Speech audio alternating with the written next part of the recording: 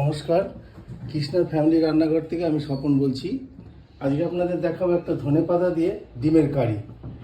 প্রথমে আমি এখানে একটু বেশি পরিমাণে ধনেপাতা, একটা পেঁয়াজ, একটা টমেটো, কাঁচা লঙ্কা, রসুন আর একটু আদা পেস্ট করে রেখেছি। আর এখানে আমি নিয়েছি অল্প পরিমাণে জিরের গুঁড়ো, ধনের গুঁড়ো, হলুদ গুঁড়ো আর সামান্য একটু লঙ্কার গুঁড়ো আর রেড চিলি পাউডার, যাতে কালারটা ভালো আসে। আর এখানে আমি 4টে ডিমকে আগের থেকে একটু ভেজে রেখেছি। এখানে লঙ্কার গুঁড়ো, হলুদ গুঁড়ো, নুন দিয়ে ভালো করে একটু ভেজে রেখেছি, যাতে লঙ্কার গুঁড়ো দেওয়াতে একটু কালারটা দেখুন ডিমের কত সুন্দর এসছে। আর আলুটাও এখানে আমি একটু ভেজে রেখেছি, আপনারা চাইলে আলু দিতেও পারেন, নাও দিতে পারেন। আর এখানে একটা পেঁয়াজকে আমি কুচিয়ে রেখেছি। আর এখানে সম্বার দেওয়ার জন্য আমি এখানে জিরে, শুকনো লঙ্কা, দারচিনি, লবঙ্গ, এলাচ আমি নিয়েছি। এবারে আমি তেলটাকে গরম করতে দিয়েছি। তেলটা গরম হয়ে এসছে প্রায়। এই ফোড়নটাকে আঁচটা কমিয়ে দিয়ে দিচ্ছি, নাকি তেলটা পুড়ে যাবে। ফোড়নটা আমি 1 সেকেন্ড একটু নেড়ে নেব। ফোড়নটার থেকে একটা গন্ধ বেরোলে পেঁয়াজটাকে ছেড়ে দেবো। মশলাটা আমার ভাজা হয়ে গেছে। এবার পেঁয়াজটাকে আমি এর মধ্যে দিয়ে দিলাম। পেঁয়াজটাকে একটু ভালো করে লাল করে ভেজে নিতে হবে। আমার পেঁয়াজটা দেখুন ভাজা হয়ে গেছে, লাল লাল হয়ে এসছে। বেশি ভাজবেন না, বেশি ভাজা হয়ে গেলে পেঁয়াজটা তেতো লাগবে। আমি এখন এই যে পেস্ট করার মশলাটা দিয়েছি ধনেপাতা দিয়ে। তো ধনেপাতাটা আপনারা বেশি দেবেন, কারণ এখানে মেন হচ্ছে ধনেপাতা। পেস্টটা দিয়ে দিলাম। ওই পেস্ট করার বাটিটাতে আমি একটু জল দিয়ে জলটা একটু দিয়ে দিলাম। এবার আমি এটা ভালো করে কষিয়ে নেব। 5-10 মিনিটের মতো আমি একটু কষিয়ে নেবো। এখানে দিলাম। এবার একটা ঢাকনাটা দিয়ে আমি ওটা ঢেকে রাখলাম। 5 মিনিট পরে ফিরে আসছি। 5 মিনিট হয়ে গেছে। এবার আমি ঢাকনাটা খুলে নিলাম।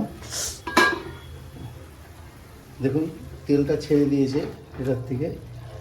এটা একটু বেশি কষিয়ে নেওয়া দরকার, কারণ আদা রসুনের গন্ধটা যাতে না থাকে। আর পেঁয়াজ বাটা আছে, তো পেঁয়াজ বাটাটা একটু সময় নেয় কষতে।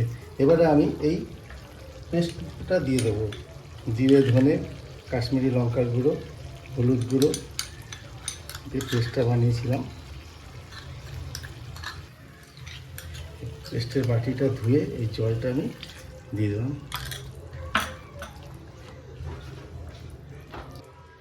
স্বাদ মতো নুনটা দেবেন আপনারা আপনাদের মতো করে।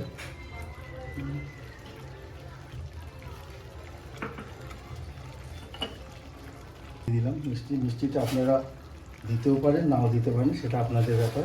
কিন্তু আমি একটু মিষ্টিটা দিচ্ছি। মিষ্টিটা দিলে খেতে ভালো হবে, টেস্ট হবে বেশি।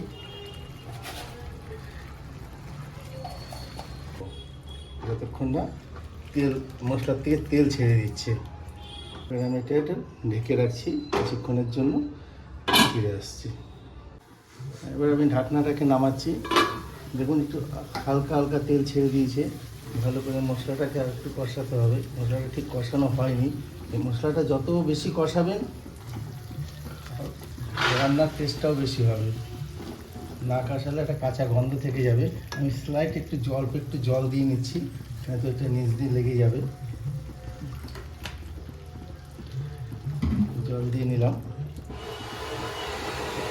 এবারে আমি আবার একটু ঢাকনা দিয়ে এটা মাঝে মাঝে একটু ঢেকে এটাকে মশলাটাকে কষাতে হবে, তাহলে ভালোভাবে কষানো হবে না। 10 মিনিট হয়ে গেছে, ঢাকনাটা তুলে দিলাম। দেখুন পুরো তেল ছেড়ে দিয়েছি, মশলাটা আমার ভাজা হয়ে গেছে। এবারে আমি ভাজা আলু আর এই ডিমটা এর মধ্যে দিয়ে দিলাম। একটু ভালো করে এটা মিশিয়ে নিতে হবে, যাতে মশলাটা ডিমের মধ্যে ঢুকে যায়, খেতেও ভালো লাগবে। এটাকে আমি একটুখানি ভালো করে একটু কষিয়ে নিচ্ছি। আমার মশলাটা কষানো হয়ে গেছে, ডিমটাও একদম পুরো কষিয়ে নিয়েছি ডিমটা দিয়ে। দেখুন এবার আমি এখানে একটা গরম জল করে রেখেছিলাম, গরম জল দেবো। কারণ ঠান্ডা জল দেবেন না, গরম জল দিলে তো ভালো। আমি অল্প করে জল দিলাম, কারণ এটা একদম মাখা মাখা হবে, বেশি ঝোল হবে না। আমি একটুখানি এটা ভালো করে জলটা না ফোটা পর্যন্ত এটা ঢেকে রাখছি। ঢাকনাটা তুললাম।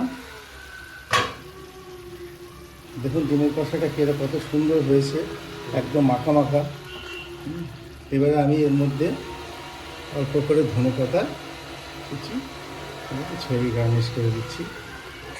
ধনেপাতাটা দিলে আরও সেন্টটা ভালো। আপনাদের প্রয়োজন মতো ধনেপাতাটা দেবেন, খুব বেশি দেওয়ার দরকার নেই, কারণ আমি ধনেপাতা আগেই পেস্ট করে দিয়েছি।